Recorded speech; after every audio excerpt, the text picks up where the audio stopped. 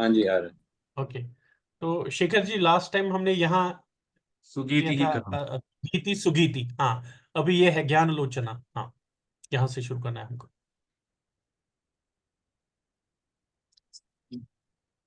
The next nama is Jnana Lochana. ज्ञान लोचना, हाँ। Jnana, the nama has two components, Jnana and Lochana. Jnana is wisdom. Lochana is eyes. So Jnana Lochana is one who has the wisdom as her eyes. Normally, when we look into the meaning of the word netra or this, it implies that sense organ which leads a person in his interaction with the world. The etymology of the word netra itself comes from the root the ni nay, to lead. So eyes are considered to be one of the most important of the five senses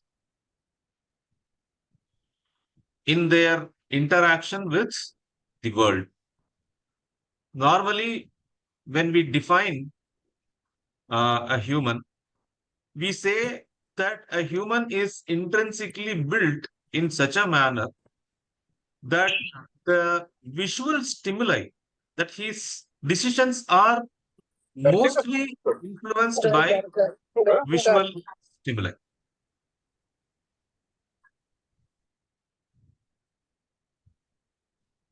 Even though the other sense organs are equally important, but wherever it comes to decide which is the most important, the eyes stand out. So, if we have to refer to the other senses, it was considered enough to mention eye as a representative of all senses. So, when we speak of Devi as Jnana Lochana, it means that one who acquires Jnana through the five senses of perception, not just the eyes. It is eyes here stand for the other four senses. Now, the term here is jnana. Jnana is the information which is gathered from the world. This is distinct from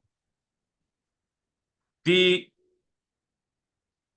adhyatmika or the vasana, the paravasana. Okay, the intrinsic nature of self, because that is not something which we can get through any sensory inputs. That is intrinsic.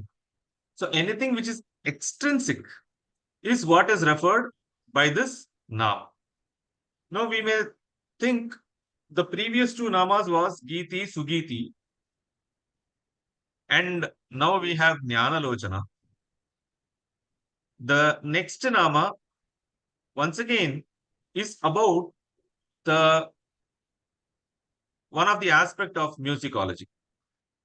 So where is this Jnana Lochana as a nama fitting into the context? So while explaining Giti, Sugiti, we saw that yes, music is one, but it is referring to the levels of relish, the Ananda Taratamya is the intended sense in the two namas, Giti and Sugiti. The very next nama is Jnana Lochana.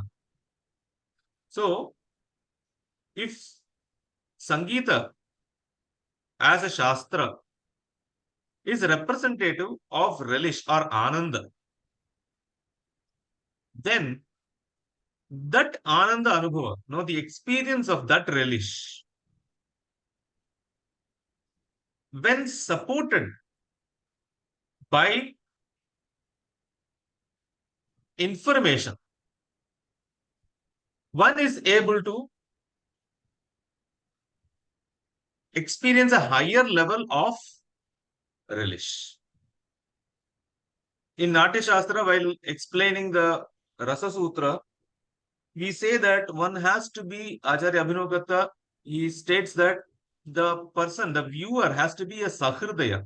He has to be a connoisseur. Who is a Sahridaya?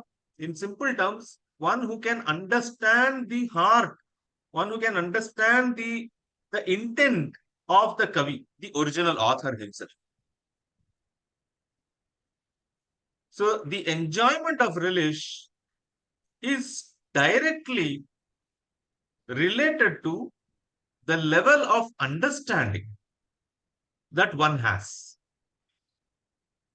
The higher the level of understanding, the higher the level of relish. So by the term Jnana Lochana,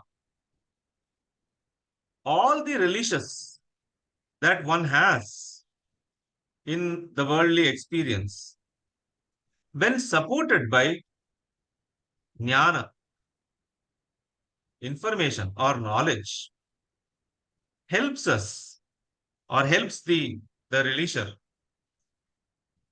in experiencing it at the highest possible level. So Devi is that capacity which enhances the level of relish in a connoisseur. So she is Jnana Lochana. One can endow the sadhaka or a person with the sufficient information by which he can see and relish better. So she is Jnana Lochana. The next nama is Sap. Am I right?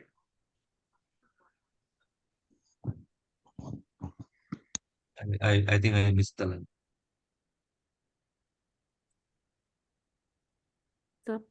Saptaswaramayi Tantri. Saptaswaramayi Tantri. Correct. Saptaswaramayi Tantri.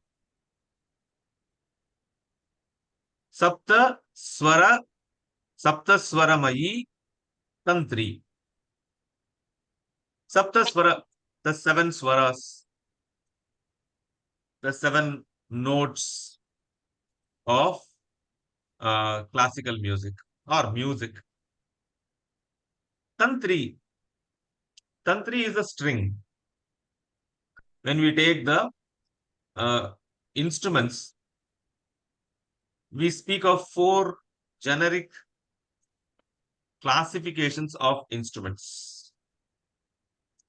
The instruments which are percussion instruments, such as the dhol, the tabla, and others. Then there are sushia or pipe-based instruments, okay, such as the flute, the clarinet, shehnai, and all those. Then there are instruments which are used to keep the rhythm, the tala instruments, okay, the cymbals. Then we have string instruments, such as the veena, the sitar, the shatatantri or the santur. The term tantri means string. Santur is derived from the word shata tantri, 100 tantris, that is 100 strings. Because unlike, let's say, veena or sitar, santur has to be tuned to one particular swara, and it is played that way. So okay, coming back to Saptaswaramayi Tantri.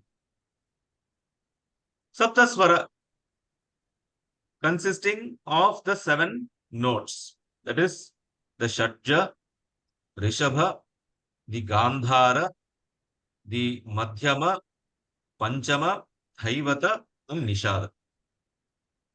These are the seven notes. Sa, Ri, Ga, Ma, Pa, Dha, Ni. the tantri, the string, which is of the nature of the 7 notes. Saptaswaramayi tantri. What does it mean?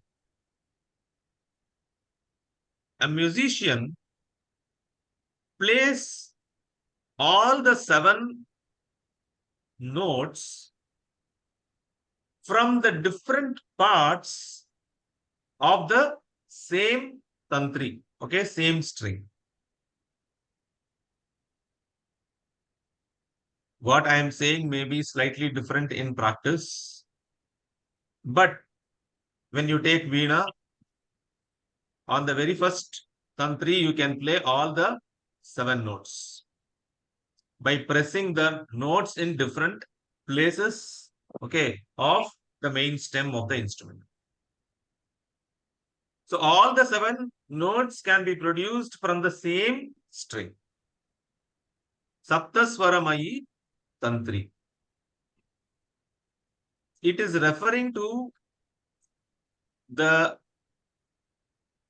form of Devi as Parava, the supreme consciousness, which manifests as the thoughtless sound,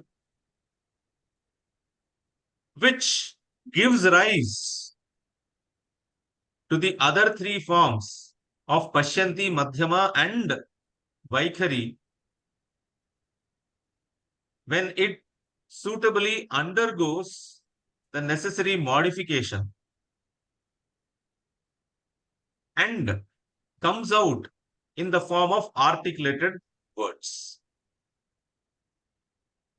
So when I am speaking, you are hearing me uttering some words, words composed of letters, letters composed of phonemes, phonemes which are backed by a mental language, which is once again supported by a much subtle thought, and that thought is emanating from the ability to think or ability to cognize.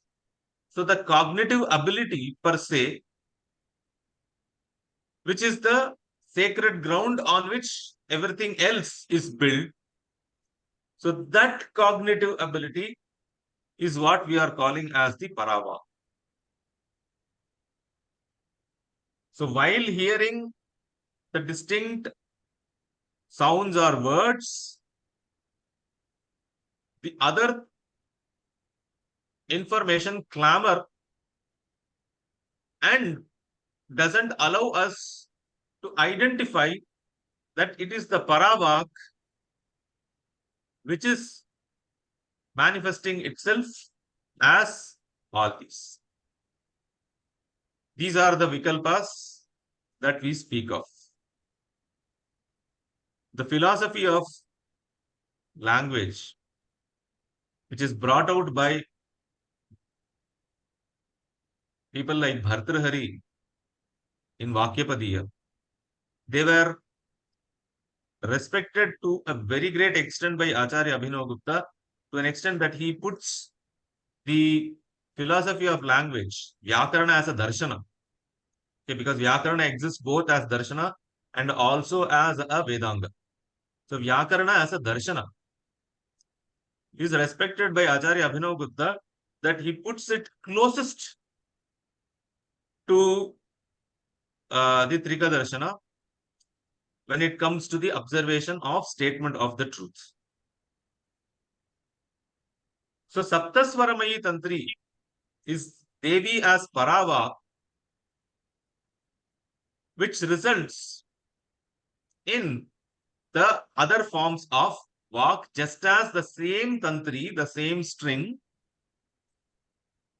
when used differently, produces the 7 notes of music in different combinations.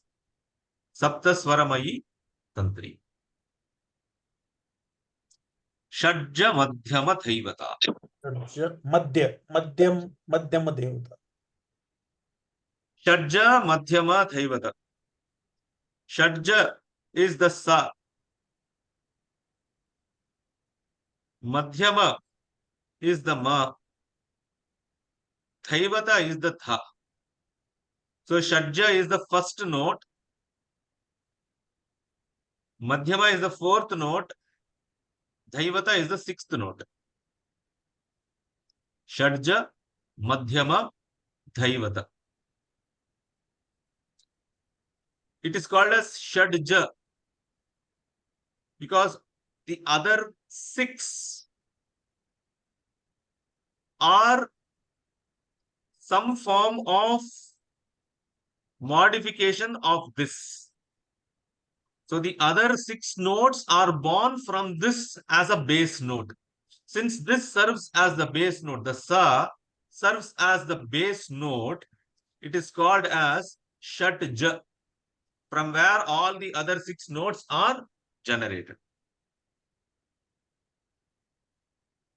Madhyama, the Ma.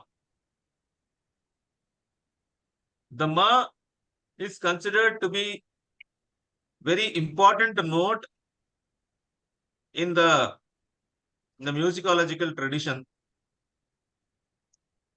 because of the ability to not change. See, I am not a very proficient with musicology, but I'm informed that these three notes don't have the microtonal varieties. That is, when it comes to Re, there are two or three forms of Re. When it comes to Nishada, there is one Kakali Nishada. So there are a few other forms that comes. But when it comes to Shadja, when it comes to the Madhya, when it comes to Dhaivata, they are fixed patterns. I think in colors also, like we have three primary colors, right? Primary colors. Right. Something like that in sound also. These are the primary sounds. Yes. So she is that fixed positions as Shadja, Madhyama, and the Dhaivata. All the others are Vikaras. These three are the Prakritis, the others are Vikritis. Shadja, Madhyama, and Dhaivata. So from the music point of view, these are the three notes, fixed notes. From the sadhana point of view, Shadja refers to the Mooladhara Chakra. Because originating from here, the Vak as Chit Kundalini, that is rises. Madhya refers to the Anahata Dhvani resonating in the Anahata Chakra, which is the center chakra. Madhyama. Daivata being the sixth is the Agnya, till which we will be able to hear the Dhvani in its articulated form. And after that, when the Kundalini moves up to the 9 spots above the Agnya, that is Bindu, Nada, Nadanta, Shakti, Rodhini, Unmana, and others, it becomes subtler and subtler and subtler that it is incomprehensible. So from the Sharira as an instrument, as a musical instrument, because there is a lot of many Shastras have compared the Sharira as a musical instrument and they have drawn parallels with a Veena. And when we look at these three refers to the three chakras. That is the Adhara Chakra or Mooladhara Chakra, the Anahata Chakra, and the Agnya Chakra. Considered to be very important for the sadhaka who is practicing through the Yoga Marga. Shadja Madhyama Dhaivata. The next nama is Murchana Grama Samsthana. Now, to understand Murchana Grama Samsthana, one has to be very proficient with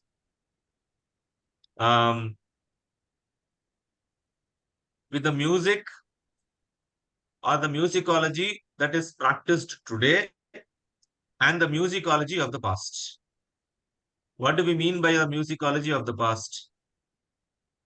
Today we speak mostly in terms of raga. Raga classification and raga based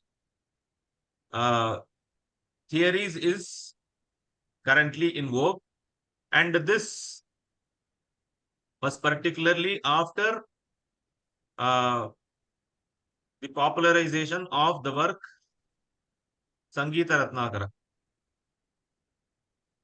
Before that, the earlier texts such as Dattilam and others, they don't refer to ragas.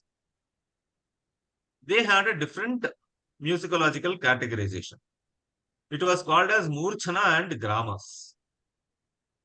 See, Gramas means the microtones. Okay, Gramas meant the microtones. Microtones are the shrutis, which are the short intervals between the two swaras. Sorry, in between sa and ri. If there is that interval, within that interval, that microtone was referred to as the grama.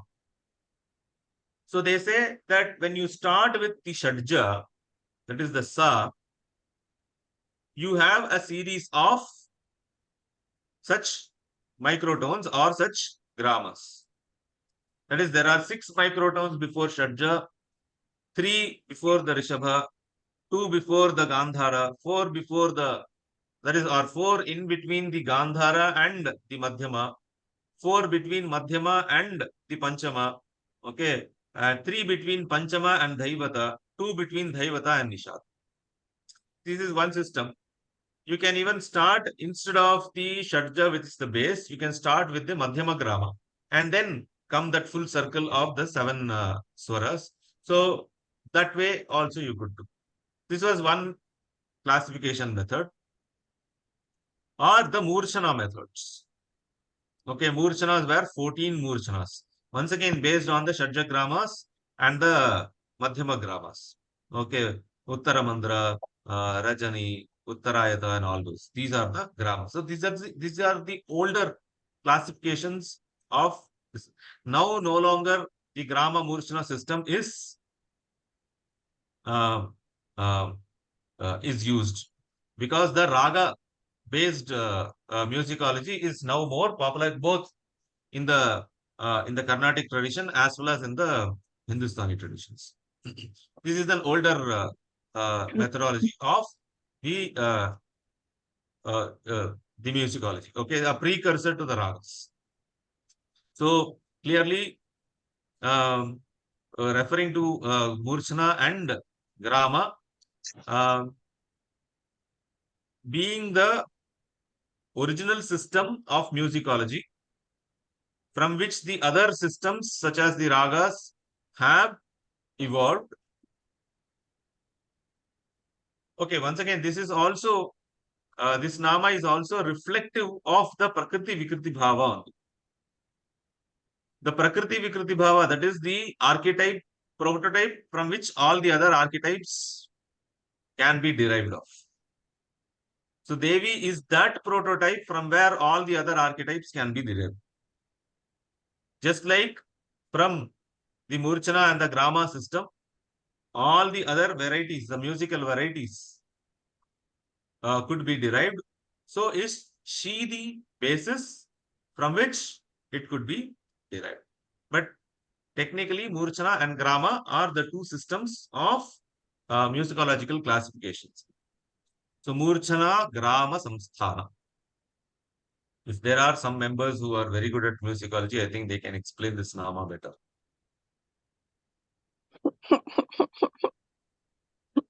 Somebody wants to explain? Maybe we'll go ahead, Shekharji.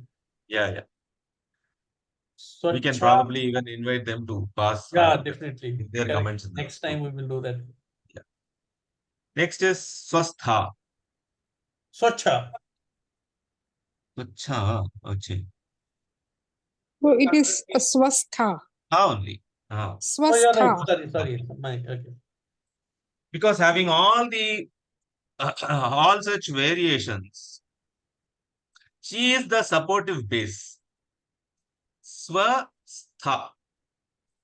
She is that immutable principle which does not undergo any change, which is established in itself. Swasmin tishtati iti swastha. One who is grounded in herself. Swastha. So all the other vikaras that we are seeing, she is allowing the vikaras, she is allowing the vikalpas to play while she remains grounded. Finally, the ultimate goal of music is called as the Nada Upasana. And Nadopasana is also considered one of the accepted means of sadhanas. To an extent that in Yagyavalkya Smriti, we come across a statement which says that a person who understands and one who can immerse himself in the fine art of playing veena can attain moksha. So Nadopasana has been recognized as a valid means of sadhana. Where does the Nadopasana lead? Where all other forms of upasanas lead. That is to be grounded, to recognize oneself as the source of the entire manifestation. So she is that ground. Swasmin tishtati. Therefore, she is swastha, ever established in herself. Swasthana vasini. Vasini, one who lives, one who resides. Swasthana, in her place. Devi is called as Swasthana Vasini, residing in her own place. So we should not misunderstand that there are places which don't belong to Devi. There are certain places which belong to Devi and she is residing in her own place. Because normally when we use certain terms like this in our worldly conversation, it only implies that I am going to my place, which means there are other places which don't belong to me. And what I am referring to as my place is what truly belongs to me. And that belonging is also established in conventional forms. Because there are so many experiences we know and we see that there is no guarantee for any ownership. So this whole sense of belongingness is only an high presence. Anything can be overturned overnight.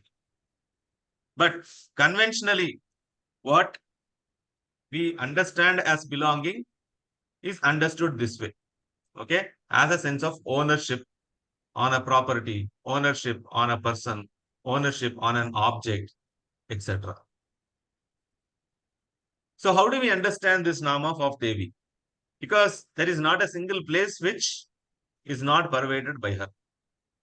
So there is nothing as parasthana that you would say swasthana.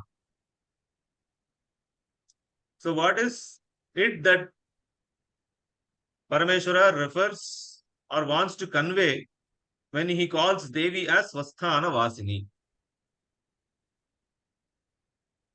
She is present everywhere, but there are certain places wherein she can be identified, wherein she can be felt by the sadhakas in a more positive way, in a manner in which the sadhaka can understand. For example, why should we go to let us say, a Devatayatana or a temple. Why should we say, go to Hariparvat to have the darshan of Sharika Devi? We believe that that is the place of our manifestation. What do we mean by place of manifestation? The Agamas gives a very, very beautiful perspective for this. They say, look, there is something called Buddhi Tattva. In our Tattva scheme, there is Buddhi Tattva. Certain things play out in Buddhi Tattva. And these that play out in Buddhi Tattva are recorded in the various Puranas, the various Agamas, the various Tantras. So when we understand that a particular Leela, a particular divine sport, as narrated in these texts, we understand that it is happening at the Buddhi Tattva level. And for our understanding, we have to give a concrete form and shape, which we do at the grosser Prithvi Tattva level. That is, we have a temple, we have a shrine, we have some groves, we have some rivers, we have some forests, whom we equate as a form of divinity. It does not mean it is imagination or it is unreal. I was actually particularly fascinated with one scene in the movie Harry Potter. Harry Potter actually, he has an encounter with Voldemort, and he apparently dies. Okay, that's what we are given to believe. And suddenly there is a flash and white screen, and there is a conversation happening between him and and Dumbledore. At the end of the conversation, he will ask, "Is this really happening, or am I imagining? Is it happening in my brain or in my mind? Is it just because it's happening inside your head does not mean it is unreal? Just because something is happening in your head does not mean it is unreal." It's a very, very powerful statement. Something that echoes with what the Agamas speak of as incidents happening at the Buddhi Tattva level. We will have a separate charcha on this. So, the understanding of Swasthana Vasini is that the Leelas that were that are enumerated in the Puranas and in the Tantragamas have a physical correspondence to particular spots. And it is these spots that the sadhaka is able to quickly relate with the presence or with the manifestation of the Devi. In spite of the fact that the Devi is omnipresent at the Adhyatma level, but at the Adibhautika level, her manifestation is in this particular spot, which is identified as her sthana. So, swasthana. So, she resides in her sthana, that is, in the various tirthas, in various kshetras, in various pithas, which we speak of. Her presence can be felt by even ordinary sadhakas or even those who are uninitiates. Whereas she can be felt or she can be experienced in all places by Jnanis. That is the difference. So Swasthana Vasini Devi manifested in different places to enact certain leelas, and it is there where her presence can be experienced and realized by all. So that is called as Swasthana. So it is from that point of view, we call it as Swasthana. Not that there is anything which is Parasthana for them. Swasthana Vasini. Atta Hasini. Once again, Natya Shastra, when listing out the various kinds of laughter, it says there are 6 types of laughters. Starts with Smita, where only the lips will slightly move. Then gradually it goes on, and the 6th type is called as Attahasa. Attahasa is a loud roar, okay, or a loud laughter, uncontrollable laughter. The Attahasa is the Shiva's Attahasa especially is very popularly spoken of in many of the Agamas and many of the Puranas. For example, while describing the Tripura Samhara, the destruction of the Tripuras, there were 3 demons who had built 3 castles in 3 different layers. Okay, one was golden, the other was silver, the third was iron. One was on the ground, one was in the bed space, one was in the heavens, heavenly sphere. They will never meet, and their coming together in straight line happened only one in several, I don't know, several years. Okay, thousands or millions, whatever. So as long as they were the devotees and they were following the path of dharma, there was no threat. But once they slipped from the path of dharma, they had to be punished.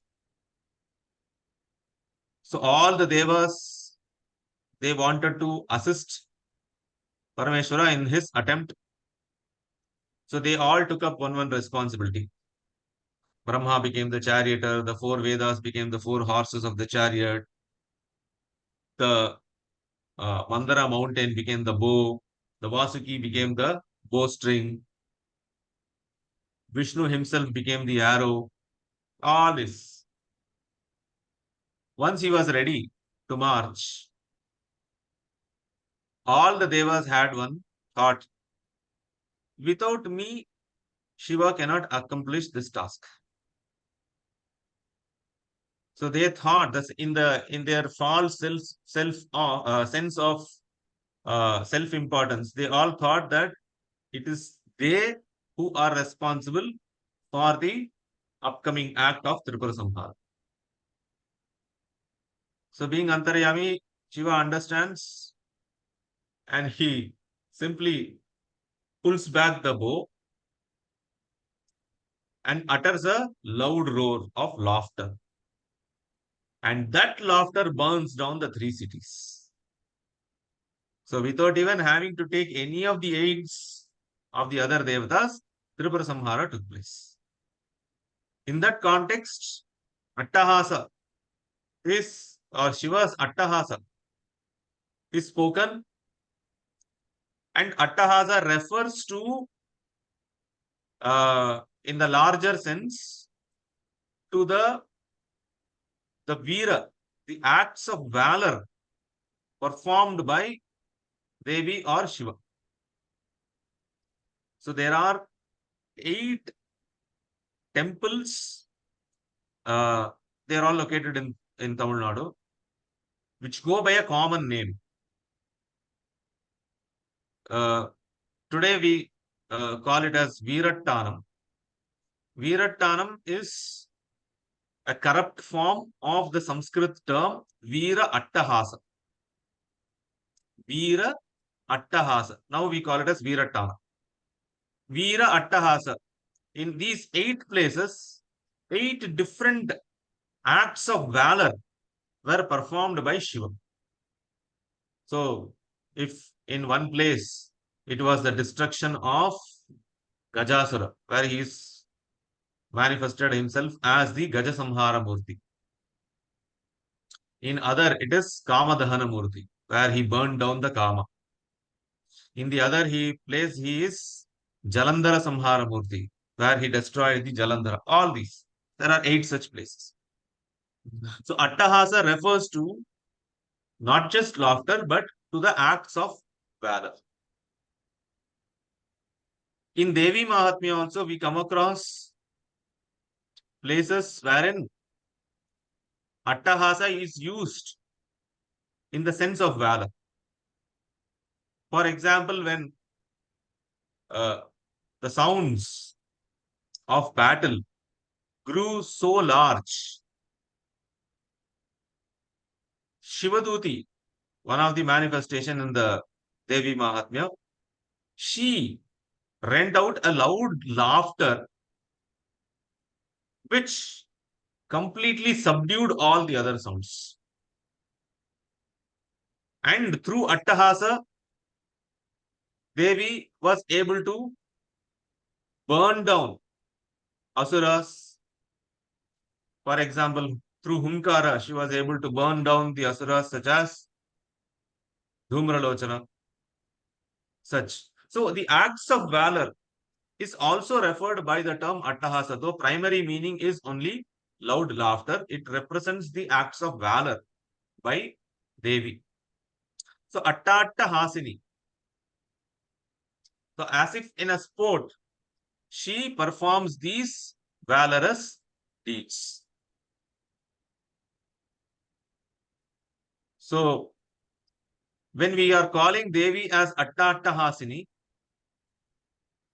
we are referring to her ability to perform valorous deeds. We have seen all her deeds of valor in the many previous namas.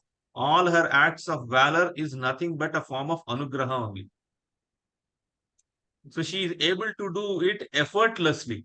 That's what is the implication of tahasa, as laughter.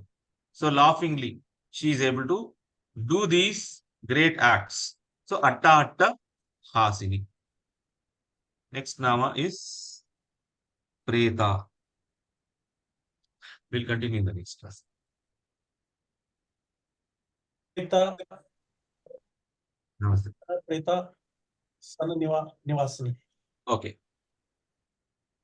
Can we continue that in the next class?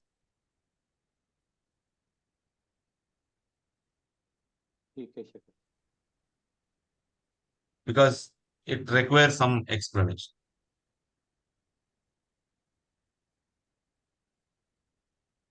Okay. Gosh, Shekharji, thank you. Okay. Thank you. Thank you. Thank you so much, Pranam. Namaskar ji. Thank you very much. Much.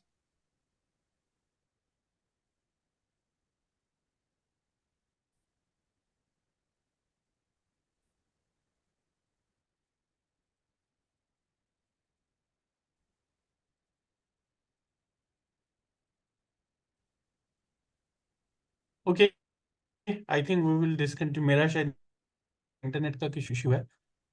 Thank you everybody.